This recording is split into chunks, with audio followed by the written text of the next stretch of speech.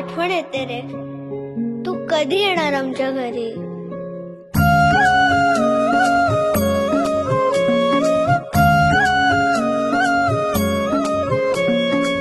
देवा तुझ्याच साठी उघडून दार, वाट पाहून झाली फार. चिंता हरून देवा थकला असणार, दे माझ्या खांद्यावर भार.